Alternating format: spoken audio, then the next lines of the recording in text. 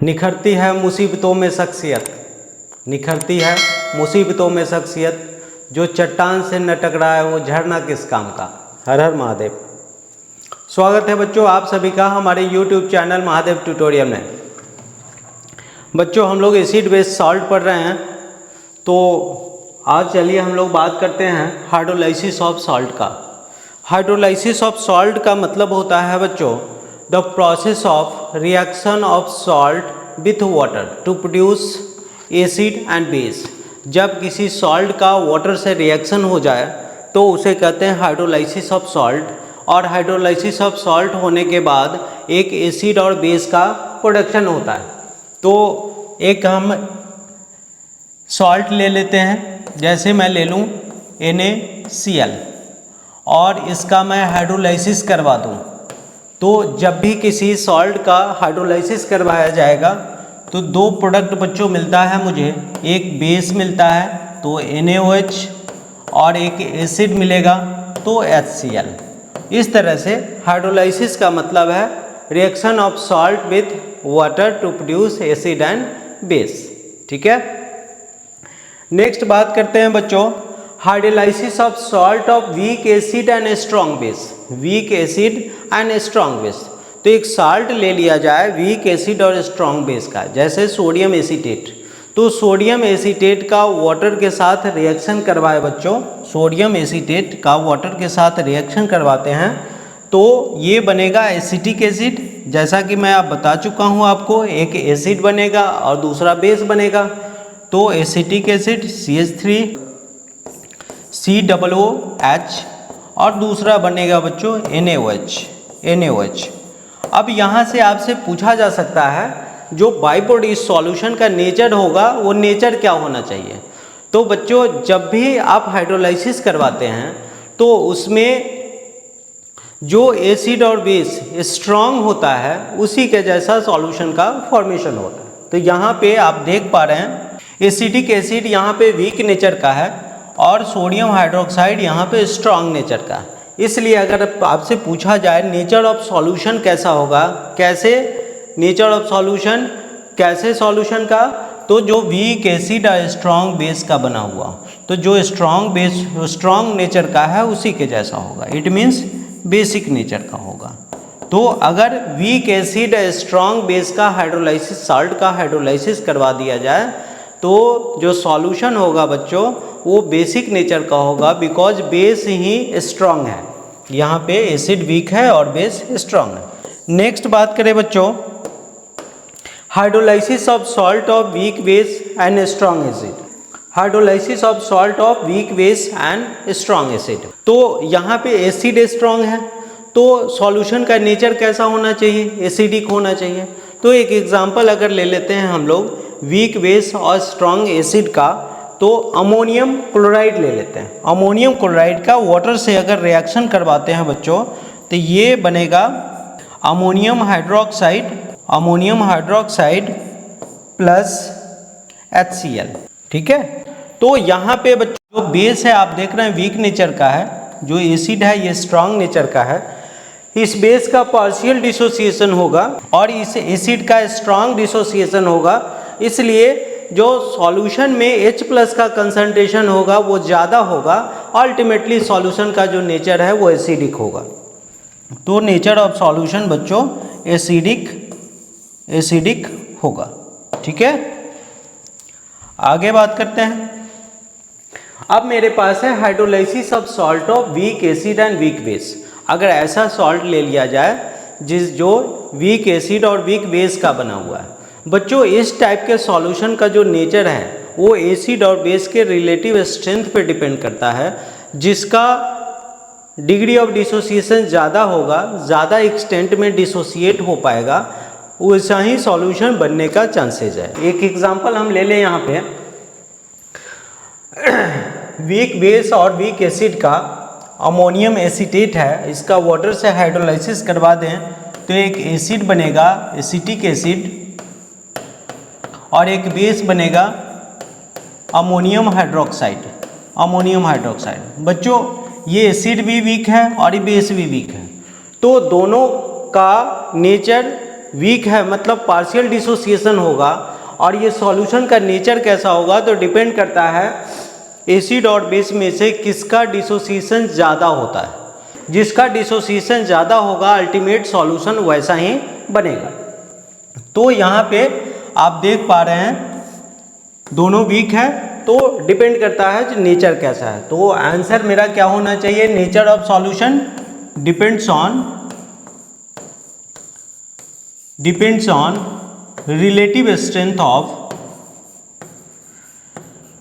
relative strength of acid and base, acid और base के relative strength पे depend करेगा। जिसका स्ट्रेंथ ज़्यादा होगा, ज़्यादा अमाउंट में डिसोसिएट हो पाएगा, सॉल्यूशन वैसा ही बनेगा। नेक्स्ट है hydrolysis of salt of strong acid and strong base.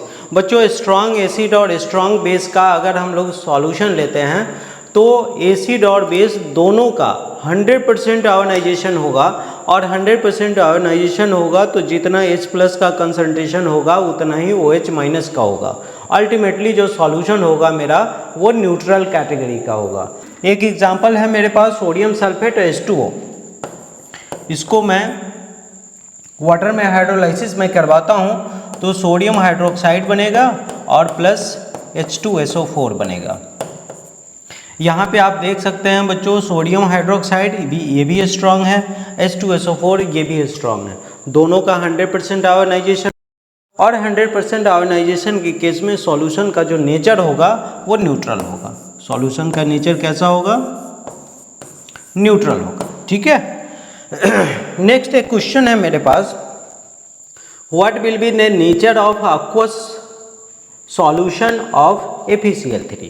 तो बच्चों आप FeCl3 को हाइड्रोलाइसिस करवाएंगे और आप देखेंगे ये कैसा सॉल्ट है, तो आपको पता चलेगा वीक बेस और स्ट्रॉन्ग एसिड का सॉल्ट है। मैं हाइड्रोलाइसिस करवाता हूँ इसका, तो ये बनेगा बच्चों FeOH का होल थ्राइस यानी कि फेरिक हाइड्रोक्साइड और HCl। बच्चों ये फेरिक हाइड्रोक्साइड है जो वीक नेचर का है और HCl स्ट्रॉन्ग नेचर का है। तो जो सॉल्यूशन में स्ट्रॉन्ग होता है सॉल्यूशन वैसा ही होता है। तो अल्टीमेट आपसे पूछा जाए नेचर ऑफ सॉल्यूशन क्या होगा बच्चों, तो चूंकि स्ट्रॉन्ग एसिड है इसलिए सॉल्यूशन का जो नेचर होगा वो एसिडिक होगा। Correct, okay. नेक्स्ट बात करें बच्चों nature of solution obtained by dissolving ammonium sulphate in water. तो मैं ले लेता हूँ अमोनियम सल्फेट NH4 का whole two SO4। Ammonium sulphate का वाटर से रिएक्शन करवा दूं मैं, बाई प्रोडक्ट क्या बनेगा बच्चों, ये बनेगा अमोनियम। देखिए ये मैं बाई प्रोडक्ट कैसे बना रहा हूँ, तो ये जो वाटर है ये वाटर दो पार्ट में ब्रेक हो जाता है, H2O ये H+ और OH- में ब्रेक होता है। H2O जो है वो H+ और OH- में ब्रेक होता है। एक कंपोनेंट OH से रिएक्ट होगा, दूसरा कंपोनेंट H से रिएक्ट होगा। तो यहाँ पे जो मेरा रिजल्ट है बच्चों ये अमोनियम हाइड्रोक्साइड बनेगा, अमोनियम हाइड्रोक्साइड, और दूसरा SO4 H से रिएक्ट करेगा और H2SO4 का फॉर्मेशन होगा। तो बच्चों यहाँ पे आप देख सकते हैं ये वीक नेचर का है, ये वीक नेचर का है, और ये कैसा है, ये स्ट्रॉन्ग नेचर का है। तो सॉल्यूशन में जो स्ट्रॉन्ग कंपोनेंट होता है फाइनल सॉल्यूशन वैसा ही होता है। तो नेचर ऑफ सॉल्यूशन की बात करें बच्चों ये कैसा होगा, तो एसिड स्ट्रॉन्ग है इसलिए एसिडिक सॉल्यूशन बनेगा। नेक्स्ट बात करें, क्वेश्चन है why common salt is known as raw material for chemicals. Common salt को रॉ मटेरियल केमिकल्स का क्यों कहा जाता है, क्योंकि कॉमन साल्ट को लार्ज स्केल में डिफरेंट प्रोडक्ट्स को बनाने के लिए इस्तेमाल किया जाता है, इसलिए हम लोग इसे रॉ मटेरियल फॉर केमिकल्स कहते हैं। जैसे आप इसमें आंसर बना सकते हैं, common salt used as raw material for making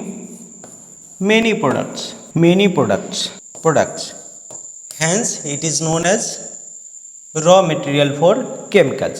जैसे एग्जांपल आप ले सकते हैं बच्चों, इसमें एग्जांपल मैं लिख दूं सोडियम NaOH का प्रोडक्शन NaCl से किया जाता है। फिर ब्लीचिंग पाउडर का प्रोडक्शन NaCl से किया जाता है। फिर सोडियम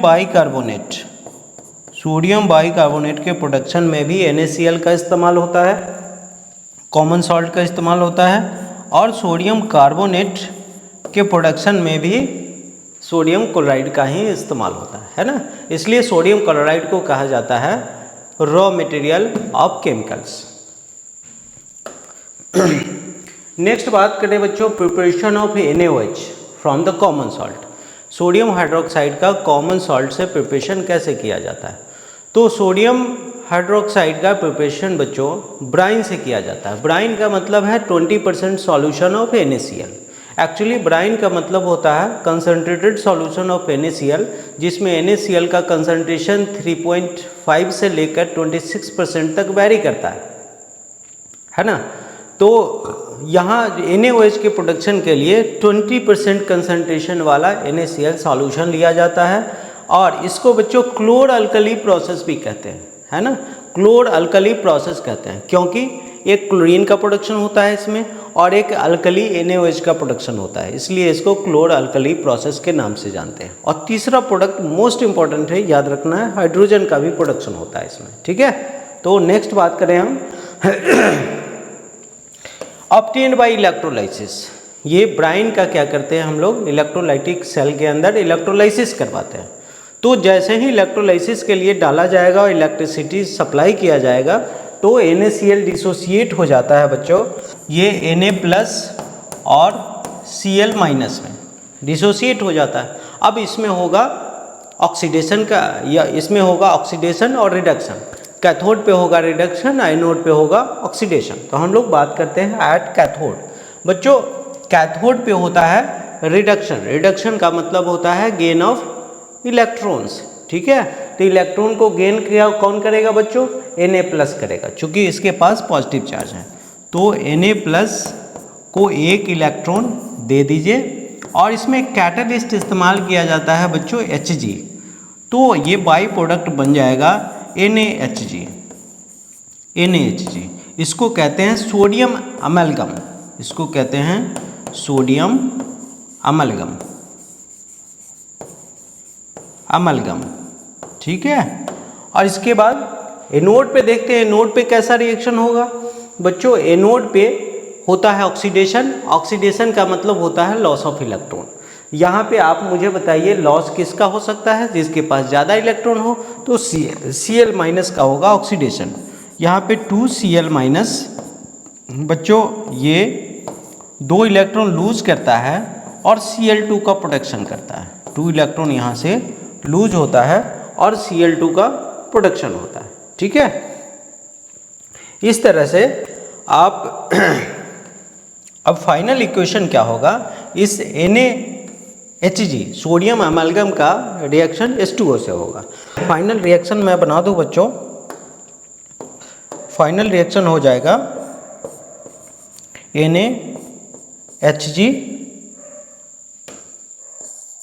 NaHg और इसका रिएक्शन करवा देते हैं 2H2O से, 2H2O।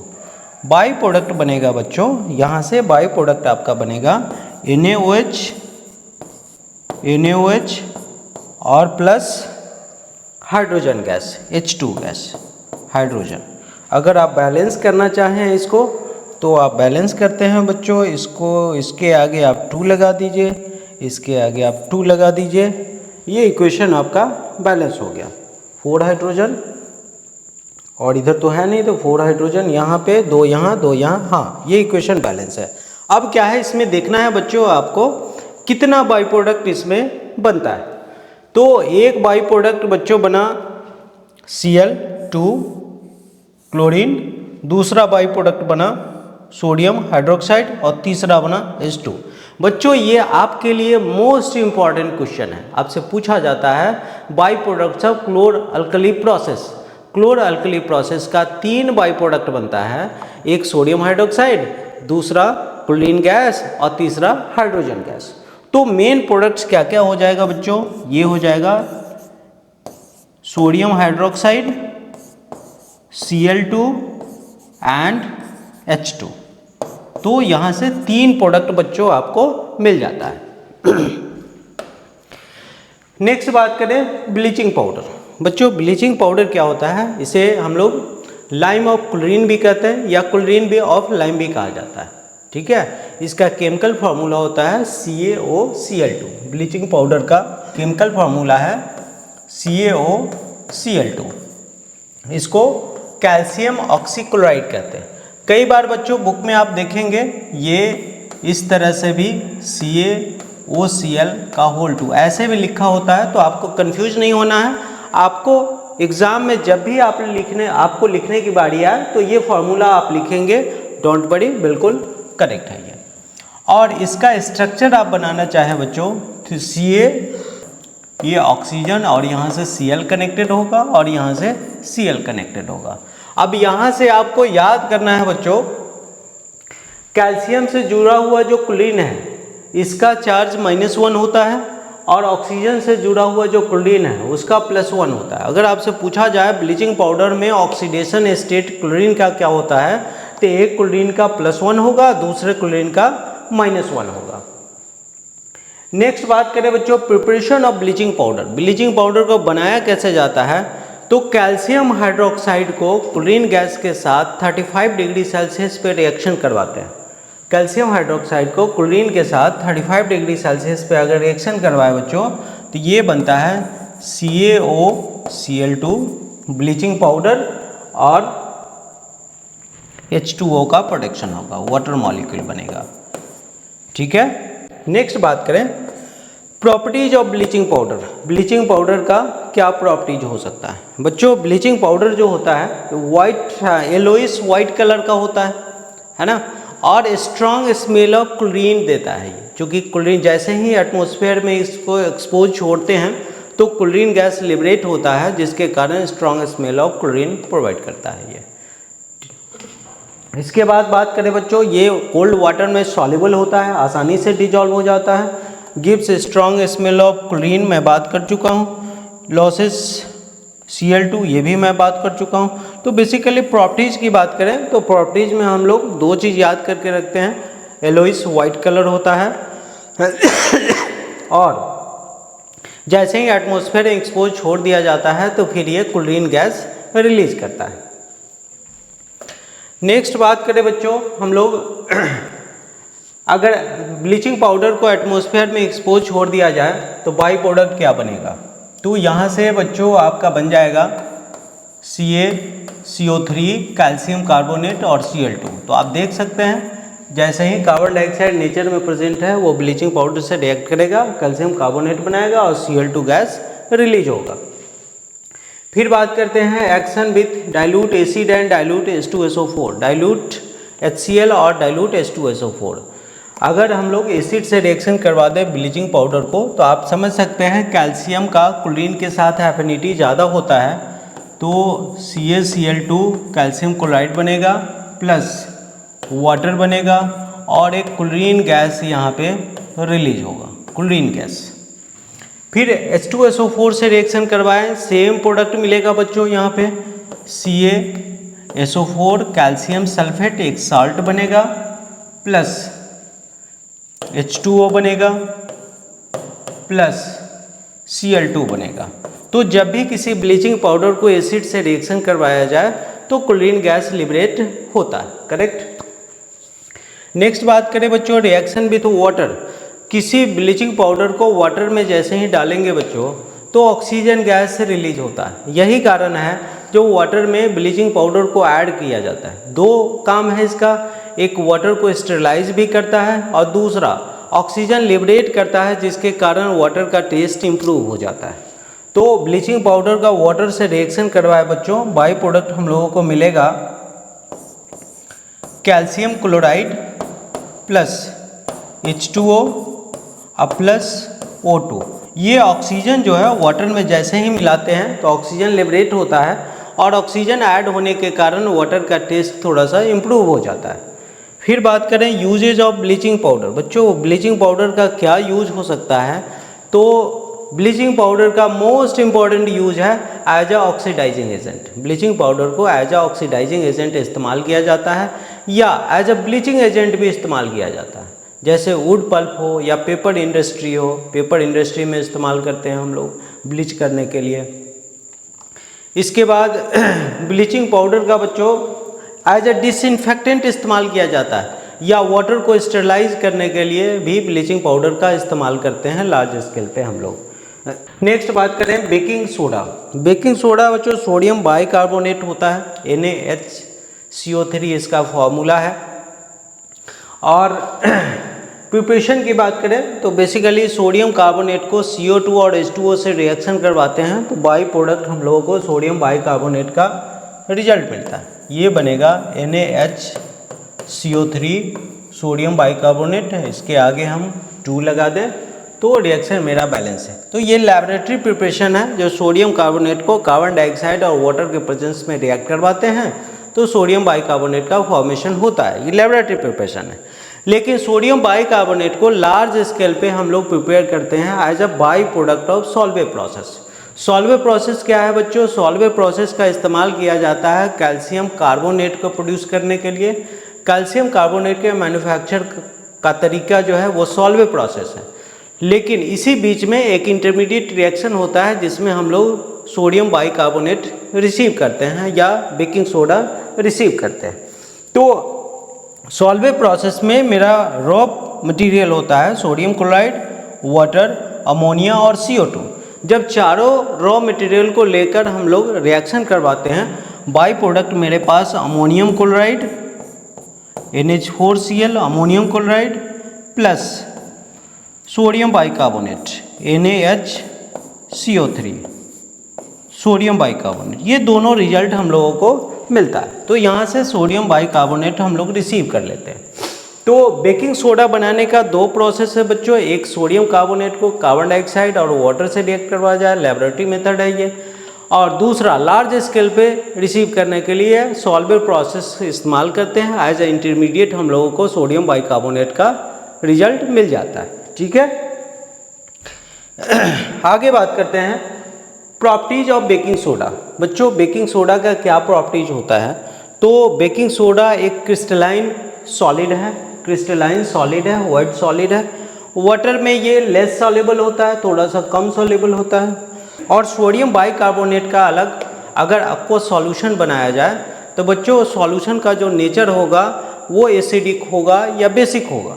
तो आपको देखना है सोडियम बाइकार्बोनेट में ये स्ट्रॉन्ग कंपोनेंट कौन होगा। तो सोडियम बाइकार्बोनेट में आप देखेंगे बच्चों तो एसिड आपको दिखेगा वीक कंपोनेंट है और सोडियम स्ट्रॉन्ग कंपोनेंट। जैसे मैं देख लेता एक एग्जांपल मैं बता दूं आपको, सोडियम बाइकार्बोनेट NaHCO3 इसको आप हाइड्रोलाइसिस करवा दें, मतलब वाटर से रिएक्ट करवा दें, तो बच्चों आपको बाई प्रोडक्ट मिलेगा NaOH प्लस H2CO3। अब आप मुझे बताइए ये NaOH बेस है जो स्ट्रांग है और H2CO3 एसिड है जो वीक है। तो सॉल्यूशन किस पे डिपेंड करता है? जो स्ट्रांग कंपोनेंट होता है उसी के जैसा सॉल्यूशन होता है। तो फाइनल अगर aqua solution washing soda aqua solution हम लोग सोडियम बाइकार्बोनेट का बनाएं तो उसका नेचर कैसा होगा? माइल्ड बेसिक नेचर का होगा, क्योंकि NaOH जो सॉल्ट बन रहा है वो स्ट्रांग नेचर का है। फिर हम लोग बात करते हैं बच्चों यहाँ पे ये रिएक्शन तो मैं आपको बता दिया। यहाँ पे क्या बनेगा? NaOH बनेगा और H2CO3 बनेगा। ये स्ट्रांग है इसलिए मेरा सॉल्यूशन भी कैसा होगा? बेसिक नेचर का होगा। एक्शन ऑफ हीट, अगर सोडियम बाइकार्बोनेट को बच्चों हीट करें तो यहाँ से हम लोगों को बाई प्रोडक्ट मिलता है sodium carbonate Na2CO3। Sodium carbonate का बाई प्रोडक्ट मिलेगा प्लस CO2 मिलेगा और प्लस H2O मिलेगा। इस तरह से ये रिएक्शन कंप्लीट होता है। अगर सोडियम बाइकार्बोनेट को हीट किया जाए तो sodium carbonate CO2 plus H2O का रिजल्ट मिलेगा। इसको बैलेंस करना चाहें बच्चों आप बैलेंस कर सकते हैं, इसके आगे आप 2 लगा दीजिए, इक्वेशन ऑफ बैलेंस हो जाता है। रिएक्शन विथ एसिड, अगर सोडियम बाइकार्बोनेट का एसिड के साथ रिएक्शन करवाएं बच्चों तो सोडियम का Cl के साथ रिएक्शन होगा तो NaCl बनेगा NaCl बनेगा, प्लस CO2 का प्रोडक्शन होगा ही बच्चों, प्लस H2O बनेगा। तो याद रखना है, अगर सोडियम बाइकार्बोनेट को एसिड से रिएक्शन करवा दें तो बाई प्रोडक्ट क्या होना चाहिए, तो sodium chloride CO2 plus H2O। Next बात करें बच्चों, मेरे पास uses of baking soda. Baking soda का लार्ज स्केल पे कैसे यूज़ किया जाता है, तो बच्चों लार्ज स्केल पे बेकिंग सोडा को एज एंटासिड इस्तेमाल किया जाता है। बेकिंग सोडा का हम लोग फूड इंडस्ट्री में इस्तेमाल करते हैं, बिकॉज बेकिंग सोडा से ही बेकिंग पाउडर बनाया जाता है, और जैसे ही फूड आइटम में मिक्स करके गर्म करते हैं, ये baking soda carbon dioxide release करता है, जिसके कारण मेरा फूड फ्लफी हो जाता है ना। फिर हम लोग इसका इस्तेमाल बच्चों पेपर इंडस्ट्री में करते हैं, लार्ज स्केल में पेपर इंडस्ट्री हो या इफर्वेसेंस लिक्विड हो, यानी कि इफर्वेसेंस का मतलब होता है बबल्स ऑफ कार्बन डाइऑक्साइड। तो bubbles of carbon dioxide produce अगर होता है किसी लिक्विड में, जैसे आप सोडा वाटर लेते हैं तो सोडा वाटर में कार्बन डाइऑक्साइड मिक्स होता है, बबल्स ऑफ कार्बन डाइऑक्साइड उसमें होता है, तो इफर्वेसेंस लिक्विड बनाने के लिए हम लोग इस्तेमाल करते हैं। और as a soda acid type fire extinguisher भी हम लोग इस्तेमाल करते हैं, fire extinguisher soda acid type, जिसमें सोडियम बाइकार्बोनेट का इस्तेमाल करते हैं। नेक्स्ट बात करें बच्चों बेकिंग पाउडर। बेकिंग पाउडर बनता कैसे है, तो बेकिंग सोडा में small amount of tartaric acid mix कर देते हैं। जैसा कि आप जानते हैं बेकिंग सोडा का अगर हाइड्रोलाइसिस करवाएं, वाटर से रिएक्शन करवाएं, तो जो रिजल्ट होगा मेरा वो बेसिक नेचर का होगा। तो सोडियम बाइकार्बोनेट बेसिक नेचर का होता है, जिसके कारण उसका टेस्ट बीटर होता है, और उस बीटर टेस्ट को रिमूव करने के लिए small amount of tartaric acid उसमें मिक्स कर देते हैं, और मिक्स करने के बाद जो नाम होता है उसका बेकिंग पाउडर होता है। जैसे बेकिंग पाउडर का क्या मतलब हुआ, baking soda plus tartaric acid equal to baking powder. अब इसमें जो बेकिंग सोडा है बच्चों, ये कार्बन डाइऑक्साइड रिलीज करता है हीट करने के कारण, जिसके कारण मेरा फूड फ्लफी हो जाता है, और जो टार्टारिक एसिड है वो बेकिंग पाउडर का बीटरनेस दूर करता है, और जो फूड आइटम है उसे टेस्टी बनाता है।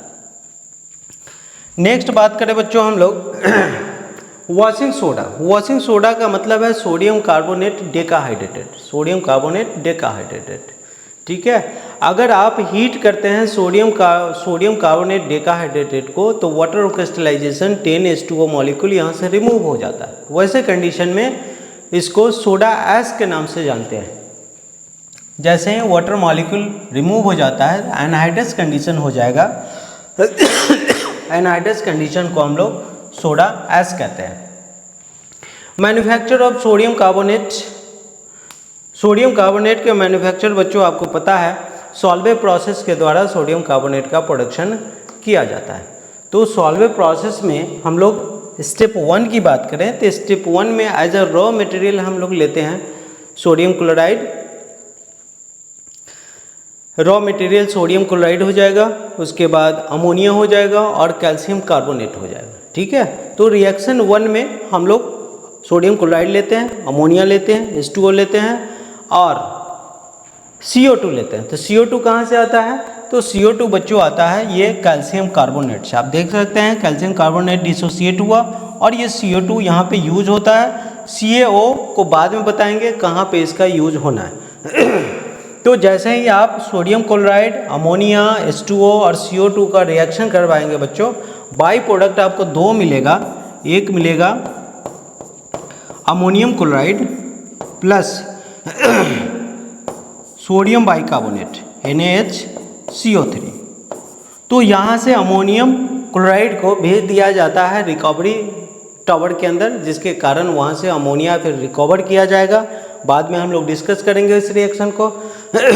और उस अमोनिया का इस्तेमाल फिर से इस रिएक्शन में किया जाता है, ठीक है। NH3 को रिकवरी सेंटर में भेज दिया जाता है। नेक्स्ट स्टेप की बात करें तो मेरे पास क्या बन चुका है, सोडियम बाइकार्बोनेट बन चुका है।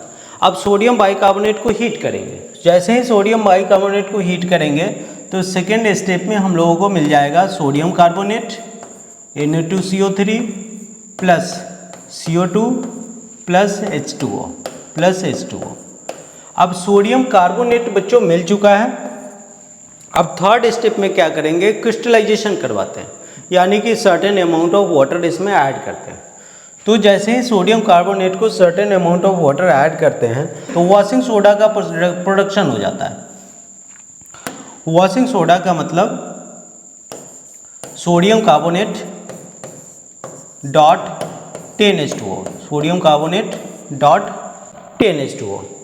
तो यहाँ पे बच्चों ये जो रिएक्शन है ये क्रिस्टलाइजेशन कहलाता है, क्रिस्टलाइजेशन कहलाता है, क्रिस्टलाइजेशन का प्रोसेस है। अब यहाँ पे सोडियम कार्बोनेट डेकाहाइड्रेटेड वॉशिंग सोडा बन चुका है। अब फाइनल रिएक्शन क्या होगा बच्चों?